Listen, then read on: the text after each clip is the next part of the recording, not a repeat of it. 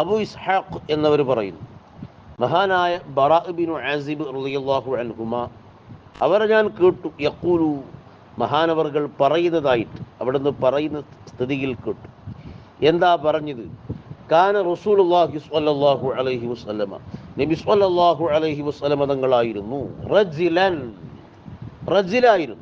റജിലായിരുന്നു എന്ന് പറഞ്ഞാൽ നബി സ്വല്ലല്ലാഹു അലൈഹി വസല്ലമ തങ്ങളുടെ തലമുടി, അവിടുത്തെ മുടിയെക്കുറിച്ച് ഇന്നലെ നമ്മൾ പറഞ്ഞു.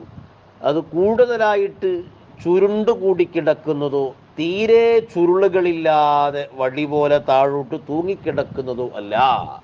രണ്ടിനുമിടയിൽ സ്വൽപ്പം ചുരുളുള്ള നീണ്ടു കിടക്കുന്ന മുടിയായിരുന്നു. അങ്ങനെയുള്ള ആളുകൾക്കാണ് റജില് എന്ന് പറയാം. റജിൽ അതല്ലാതെ റജുല് എന്നല്ല. റജുല് എന്നാണ് ഹദീസിലെ വബുത്ത് എന്നും ചില ആളുകൾ പറഞ്ഞിട്ടുണ്ട്. പക്ഷെ സ്വഹാബത്ത് അങ്ങനെ നബി സ്വല്ലല്ലാഹു അലൈഹി വസല്ലം തങ്ങളെ പറ്റി തങ്ങൾ ഒരാണായിരുന്നു, റജുലായിരുന്നു എന്നൊന്നും വിശേഷിപ്പിക്കാറില്ല എന്ന് ഇമാമുകളൊക്കെ വിശദീകരിച്ചിട്ടുണ്ട്. അപ്പൊ റജിൽ പറഞ്ഞാൽ അതാ വഹുവല്ലദീ ബൈനൽ ജഉദതി വസ്സുബൂത, പറ്റെ താഴോട്ട് ഒരു ചുരുളും ഇല്ലാതെ അങ്ങനെ തൂങ്ങിക്കിടക്കുക, എന്നാൽ പറ്റ ചുരുണ്ട് കൂടി അങ്ങനെ നിൽക്കുക, അതുമല്ല, രണ്ടിനും ഇടയിലുള്ള അല്പം ചുരുളുള്ള തൂങ്ങിക്കിടക്കുന്ന മുടിയായിരുന്നു. അതാണ് മർബുഅൻ, ഒത്തയാളായിരുന്നു എന്ന് പറഞ്ഞാൽ വൽ മുറാദു ബിഹി അന്നഹു കാന ലാ ത്വീലൻ വലാ ഖസ്വീറൻ, അധിക നീളമുള്ളവരോ എന്നാൽ പറ്റ കുറിയവരോ അല്ല, ഒരു ഒത്തയാൾ. എന്നാൽ പിന്നെ ഒത്തു നോക്കുമ്പോൾ നീളത്തിലേക്കാണ് കൂടുതൽ അടുത്ത് നിൽക്കുക. ആരെങ്കിലും ഒരാൾ തങ്ങളോടൊപ്പം നിന്നാൽ നബി സ്വല്ലല്ലാഹു അലൈഹി വസല്ലം തങ്ങൾ അയാളേക്കാൾ നീളം തോന്നി. ഒരു സദസ്സിൽ ഇരുന്ന് കഴിഞ്ഞാൽ നബി തങ്ങളെ 10 പ്രത്യേകതകൾ പറഞ്ഞു കൊടുത്തു പറഞ്ഞില്ലേ. തങ്ങളെ ചുമലിങ്ങനെ ഉയർന്നു നിൽക്കും. ഒരു സദസ്സിൽ ഇങ്ങനെ ഇരിക്കുകയാണെങ്കിൽ തങ്ങളെ ചുമലിങ്ങനെ വേറിട്ട് കാണിക്കും. ഒരാളോടൊപ്പം തങ്ങൾ നിന്ന് കഴിഞ്ഞാൽ ഇല്ലാ ത്വാല, അയാളേക്കാൾ തങ്ങൾ നീളം കാണിക്കും. അങ്ങനെ അപ്പോൾ ഒത്തയാളായിരുന്നു, കൂടുതൽ നീളമുള്ളവരല്ല, എന്നാൽ പറ്റ കുറിയവരും അല്ല. അവിടുത്തെ തലമുടിയെക്കുറിച്ച് പറഞ്ഞാൽ തീരെ ചുരുളുകളില്ലാതെ അങ്ങനെ താഴ്ന്നു കിടക്കുന്നതല്ല, അങ്ങനെ പറ്റ ചുരുണ്ടതുമല്ല, സ്വൽപ്പം ചുരുളുണ്ടായിരുന്നു, അങ്ങനെ തൂങ്ങിക്കിടക്കുന്ന മുടിയുടെ രണ്ടിനും ഇടയിലുള്ള സ്ഥിതി.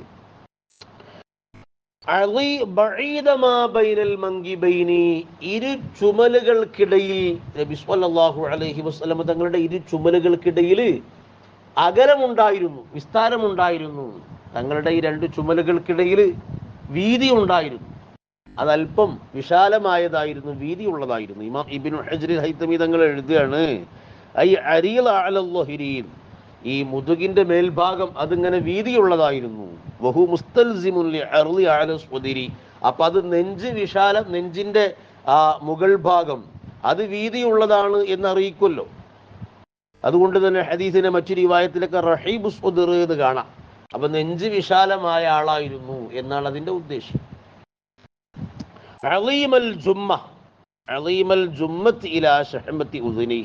തങ്ങളെ തലമുടി തങ്ങളങ്ങനെ പൊതുവിലങ്ങനെ നീട്ടി വളർത്തുന്ന ഒരു രീതിയുള്ളത്. അതിന് പല രീതിയുണ്ട്. വഫ്റത്ത്, ലിമ്മത്ത്, ജുമ്മത്ത്.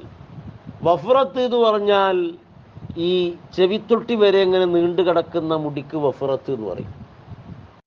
ഈ ചുമലിൽ തട്ടിക്കിടക്കുന്ന മുടിക്ക് ജുമ്മത്ത് എന്ന് പറയും. ചെവിത്തൊട്ടിയെ തൊട്ടി ഇറങ്ങി എന്നാൽ ചുമലിൽ തട്ടിയിട്ടുമില്ല, അങ്ങനെയുള്ള മുടിക്ക് ലിമ്മത്ത് എന്ന് പറയും. ഈ അവസ്ഥകളൊക്കെ നബി സ്വല്ലല്ലാഹു അലൈഹി വസല്ലം തങ്ങളെ മുടിക്കുണ്ട്. അപ്പൊ തങ്ങൾ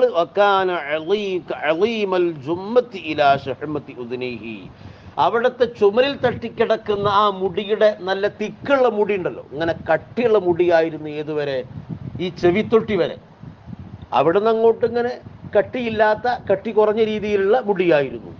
ഈ ചെവിത്തൊട്ടി വരെ നല്ല തിക്കുള്ള, കസാഫത്തുള്ള, നിറഞ്ഞ മുടിയായിരുന്നു എന്നാണ് പറയുന്നത്. അങ്ങനെയാണ് ഇമാം ഇബ്നു ഹജർ ഹൈതമി തങ്ങൾ വിശദീകരിച്ചത്. അലീമിനോടാണ് അതിന്റെ തഅല്ലുഖ് എന്ന് പറഞ്ഞ് മഹാനവർകൾ പറഞ്ഞു. അതാ പറയുന്നു, ലിബയാനി അന്ന ഇളമ ജുമ്മതിഹി വകസറതഹാ വതകാസുഫഹാ യൻതഹി ഇലാ ശഹമതി ഉദ്നൈഹി. തങ്ങളുടെ ഈ ചുമലിൽ തട്ടിക്കിടക്കുന്ന മുടി ഉണ്ടല്ലോ, ആ ചുമല് വരെ തിക്കില്ല, അങ്ങനെ നല്ല തിങ്ങി നിൽക്കുന്ന മുടി ഏതുവരെയുള്ളത്? ഈ ചെവിത്തൊട്ടി വരെ. ബാക്കി എവിടുന്ന് അങ്ങോട്ട് ഇങ്ങനെ നിർമ്മലമായ രീതിയിൽ അങ്ങനെ തൂങ്ങിക്കിടക്കും. അലൈഹി ഹുല്ലത്തുൻ ഹംറാഉ, നബി സ്വല്ലല്ലാഹു അലൈഹി വസല്ലം തങ്ങളുടെ മേൽ ചുവന്ന വർണ്ണത്തിലുള്ള രണ്ട് വസ്ത്രങ്ങളുണ്ട്. ചുവന്ന വർണ്ണത്തിലുള്ള രണ്ട് വസ്ത്രങ്ങൾ, അത് ഇസാറും ലിദാവുമാണ് എന്ന് പറയുന്നു.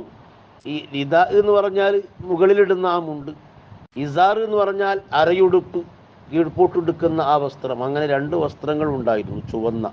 മാ റഅയ്തു ശൈഅൻ ഖത്തു അഹ്സന മിൻഹു, തങ്ങളെക്കാൾ ഭംഗിയുള്ള, സൗന്ദര്യമുള്ള, ഹുസ്നുള്ള ഒന്നിനെയും ഞാൻ കണ്ടിട്ടില്ല. അപ്പൊ തങ്ങളെക്കാൾ എന്ന് പറഞ്ഞാൽ തങ്ങളോട് കിടയത്തതുണ്ടോ? അതുമില്ല.